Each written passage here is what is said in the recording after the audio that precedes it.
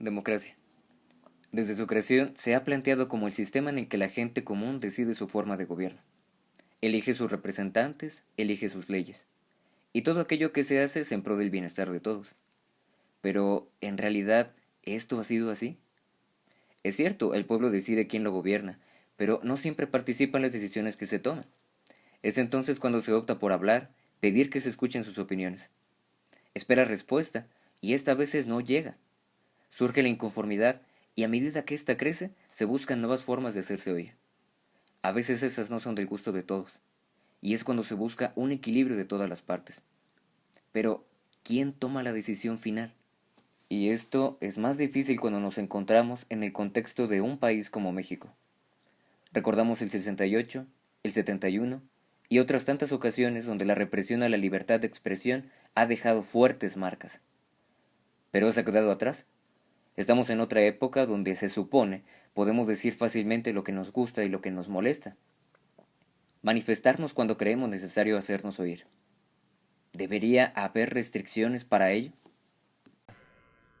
Hoy subo a esta tribuna a presentarles una iniciativa que estoy seguro será bien vista por los que hablan a favor de las manifestaciones y también de aquellos que las rechazan.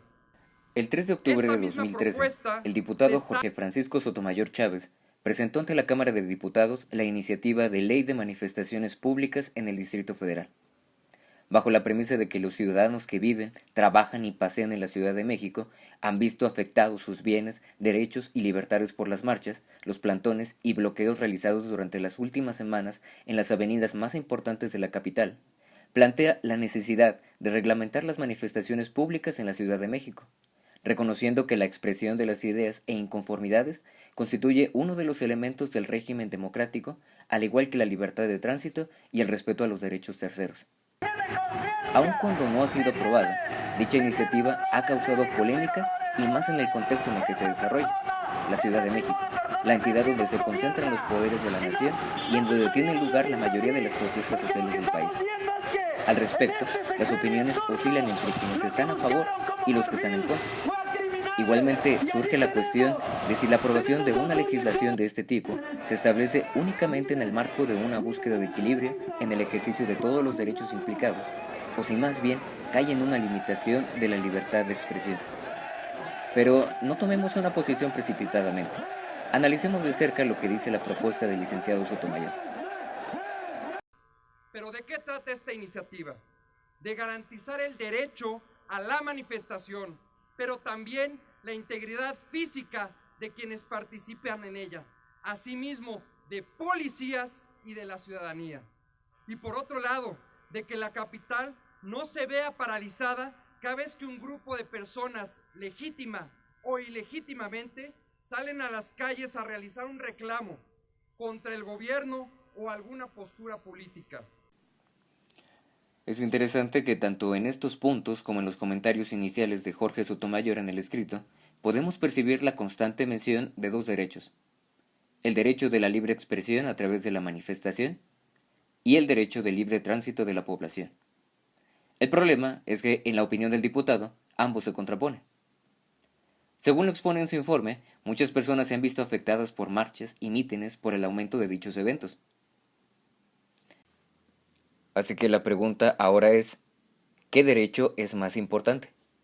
Se le garantizará al resto de la población no bloqueos, ni manifestaciones en horas pico, en vías primarias o en calles de un solo carril, el acceso libre a los centros de trabajo.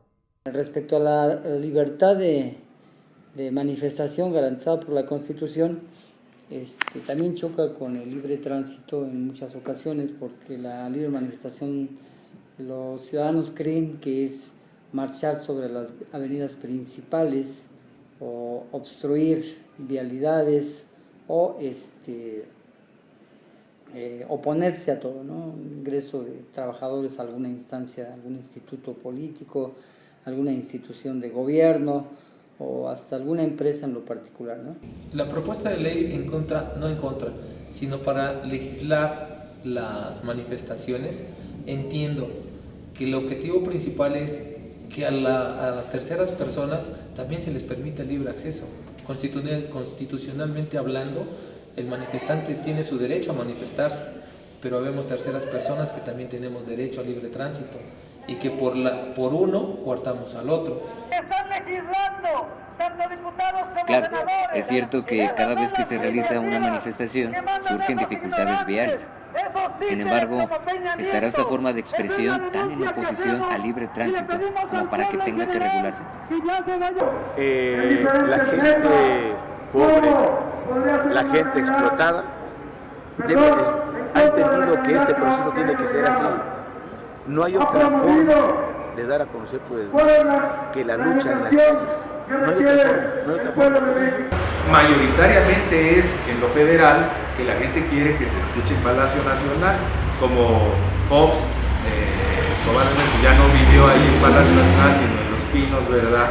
Comprando toallas muy caras y cobijas muy caras con su ladrona mujer también. Bueno, pues por eso ya a Los Pinos quien va a ir y a Los Pinos tratan de impedir. Son lugares emblemáticos, pero es por la historia, no es por el gusto de ir al Zócalo, ¿verdad? Es una plancha gigante que se ha construido históricamente. Todo lugar emblemático que tiene un peso, pues es por eso. Estamos dándole un significado a la llegada ahí, pero porque ahí está la sede de los poderes, por eso, y no por otra cosa, ¿verdad? Nosotros, por ejemplo, le preguntábamos a un señor en una ocasión que llega y casi nos agrede y nos dice, oigan, pero están impidiendo el tráfico y todo lo demás. Y nosotros le decíamos que si se tenía carro, y dijo que no tenía carro. Entonces digo, ¿en qué le perjudicaba? Incluso porque el señor dijo que a él le gustaba mucho caminar, no, pero le perjudica a otros, fíjate, o sea, aquí está, entonces, es un problema, Nosotros decimos que la libertad que tenemos nosotros de manifestarnos, que está consagrada en la Constitución, en su espíritu original, nos ha permitido realizar esto, y tenemos nosotros, sin duda alguna, que la comprensión de la gente que está siendo afectada, que desde sus trincheras está ahí, tal vez sollozando, tal vez lamentándose, lo que sea, que no se busca espacios para luchar, pero que ve como una buena forma de manifestar lo que estamos haciendo de manera continua. Pero no son responsables, repito, quienes se manifiestan de que haya congestionamientos diarios. No hay diario una manifestación y diario hay muchos congestionamientos. Hay más horas de retraso en las vías públicas por algún bache, por alguna reparación o por algún segundo piso que por la manifestación. Así es de que nunca se podrá comparar. Nadie está impidiendo que circulen en la ciudad. Las personas solamente se usan vías o calles que desembocan o en plazas emblemáticas como el Zócalo de la Ciudad de México o en edificios públicos donde alguna autoridad es interpelada por quienes se manifiesta para exigir solución a algún problema, de manera que pues eso no es el problema, está correcto. Además, un segundo término de esta discusión tiene que ver con que el libre tránsito el derecho es el de las personas, no de los automóviles. Y ahí hay una gran discusión también importante. Si el derecho es de las personas, la persona puede caminar, atravesar la manifestación pública y llegar a su destino. En cambio, si se le limita sus derechos políticos, estamos hablando de una cosa más compleja, ¿no? Pero entonces no es la causal de que haya congestionamientos de tráfico que hace que llegue tarde la gente. Aún sin manifestaciones, llega tarde la gente a su trabajo por cualquier descompostura del semáforo. No solo en esta ciudad, en todas las grandes ciudades del mundo. Entonces aquí es como culpar a quienes se manifiestan públicamente ejerciendo sus libertades consagradas en la Constitución de los problemas que van con este tipo de desarrollo que privilegia el automóvil. Es una imitación de la sociedad estadounidense. Y entonces tiene que ver necesariamente con nuestras posturas ideológicas. Si nosotros creemos que es más importante la libertad del individuo, la libertad de comercio, si somos con una postura más vinculada con el proyecto neoliberal, pues vamos a defender con mucho más razón en la libertad de tránsito. Si nosotros partimos de que los problemas colectivos los tenemos que resolver entre todos, que tenemos que participar políticamente y que es fundamental que el Estado proteja el derecho de participación política que incluye la manifestación de ideas políticas, entonces estamos partiendo de otro lugar de la coordenada política, ¿no? La contraposición de ambos derechos no es algo nuevo. Sin embargo, es interesante analizar la urgencia con que se pretende implementar esta legislación. Según el licenciado Sotomayor, la tasa de manifestaciones ha ido en aumento en los últimos años, por lo que considera pertinente una regulación en la materia. No obstante, autoridades en el tema han desmentido lo anterior. Pero tampoco aumentaron en la gran cantidad de que hubiera 3 o 4 manifestaciones diarias, por eso no. Había una a la semana, o 2 a la semana, o 3 por lo mucho a la semana, por decirlo algo así, pero eso no es decir que subiera el índice de manifestaciones, ¿no? Hay un promedio, te decía hace rato, entre 10 y 15 manifestaciones por día, de las que sean, de 5 personas, de 1, de 3, de 100, de 500, de 1000. Si las manifestaciones no han ido en aumento, ¿por qué la urgencia de los partidos políticos hacia la regulación? ¿Cuál será la verdadera razón? Conocemos generalidades de esta propuesta o de esta iniciativa que ellos están diciendo, pero en pocas palabras la pretensión es que se puedan realizar las manifestaciones en horarios que ellos determinen. Digo que ellos, porque no nos están preguntando, pues, ¿sí? En los espacios que ellos determinen. ¿Qué están haciendo simplemente ellos? Siguen los dictados del imperialismo y de la burguesía de impedir las movilizaciones o la protesta social. ¿Cómo es lo de los derechos? Pues se los tienes que ejercer. Hay derechos y obligaciones en la Constitución, ¿verdad? Ejerces tus derechos, ¿verdad? Y no tienen por qué reprimírtelo. Pues las marchas son para que te escuche el funcionario. No te escucha a la primera, pues haces otra. No te escucha a la siguiente, pues haces otra. Así es un cuento de nunca acabar. Eso, pero es así, los derechos se proclaman para eso. Y todo eso me lleva a gritar, no estoy de acuerdo con este gobierno, estoy protestando.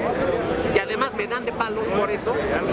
El crimen lo cometen ellos, no el que protesta. El crimen es la represión, el derecho es la protesta. Y tomar las calles, sí, yo sé que hay mucho tráfico, pero tienen ellos la solución. Es muy fácil resolver esto. Regrésenos el trabajo, dejen de molestar a los maestros, respeten sus derechos. Esto es una actitud fascista, o sea, el hecho de no permitir que hagamos la denuncia en frente de a la entrada de la Secretaría de Gobernación, pues, el hecho de poner estas murallas que lo han hecho siempre, pues pasamos aquí nada más a la Cámara de Diputados, igual murallas, ¿no? Todo estos son actitudes fascistas, lo que está ellos diciendo claramente que no tienen el consenso del pueblo, porque de alguna u otra manera pues el pueblo los repudia, pues. El derecho a la manifestación es un derecho básico de los ciudadanos. Sí, ¿por qué decirle a alguien marcha por otra calle o no vengas ya porque no te voy a hacer caso? Tendría que ser un privilegio o tendría que ser un derecho y hasta una obligación que discutiéramos los problemas públicos en colectividad para poderlos resolver entre todos y tomar decisiones sobre el país entre todos, cosa que no ocurre en un país como.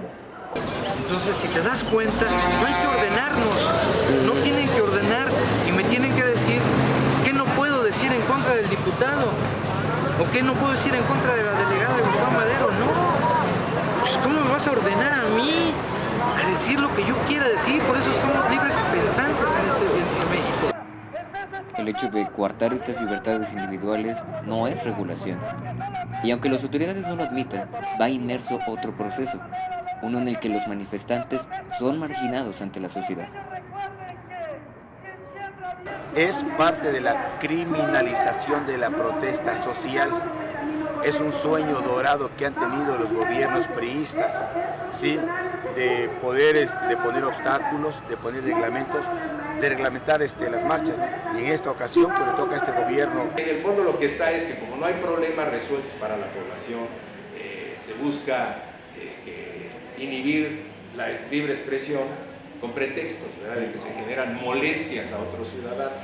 Entonces, pues son unas equiparaciones absurdas, ilógicas e infundadas. Cualquiera que se manifieste en contra de este sistema de explotación, hambre y miseria, sí, pues es un delincuente para ellos, pues, es un delincuente. Y eso precisamente transgrede los derechos fundamentales de el origen de nuestra Constitución de 1917. Nosotros recuperamos toda esa parte. Lo hemos visto, cómo a los jóvenes los encapsulan.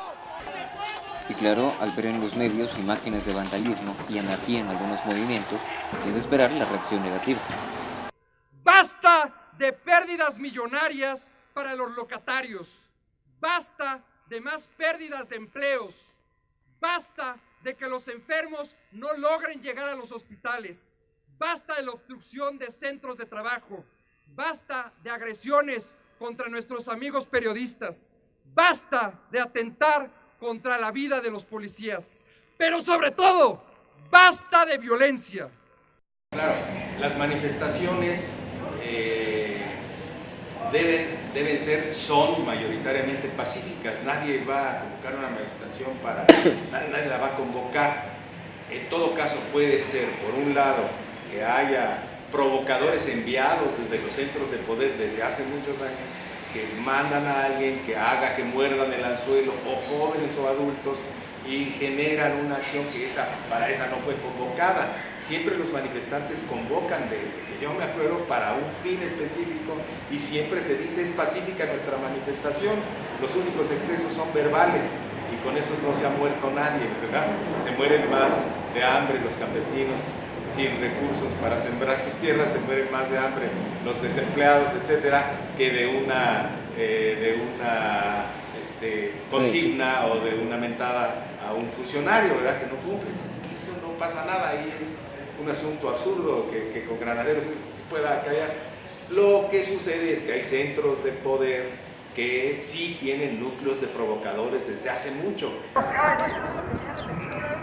salimos a las calles precisamente para gritar, para denunciar. Nadie convoca una marcha, salvo alguien que tenga malas intenciones, no lo van a decir de antemano los que tienen malas intenciones. Nadie convoca una marcha para decir ahora vamos a confundir a la gente y vamos a romper vidrios. Nosotros no combatimos vidrios, combatimos las injusticias. No combatimos cristales, eso es una estupidez. Por lo tanto, esos ni son de nada, son provocadores. Y uno que otro atarantado, que quiere estar ahí. Romper un cristal no cambia la injusticia. Dentro de este ámbito, no podemos olvidar las formas de represión con el uso de la fuerza, que meramente son una violación a los derechos constitucionales. Según datos de la Comisión de Derechos Humanos del Distrito Federal, entre 2010 y 2013 se destinó la participación de un total de 8.804.141 policías. En lo que corresponde a presuntas violaciones de los derechos humanos, esta comisión ha registrado un aumento considerable en el número de quejas recibidas, equivalente al 27% en el año 2012. Hay varias constancias de la cuestión que tiene que ver con la represión. Para muestra basta el botón del día 13 de septiembre, ¿no? O sea, con todo un aparato policíaco militar. ¿Sí? Ellos entraron y desalojaron a todos los que estábamos allá en el plantón. Pintaban una barda a mis compañeros en Marina Nacional y Melchor Ocampo, donde estaba la empresa Luz y Fuerza. Una barda con el escudo del espejo y una consigna que decía queremos trabajar. Por eso, 2 años en la pinche cárcel, por una barda pintada, y una falsa acusación de un disque ingeniero de CFE que le robaron una laptop.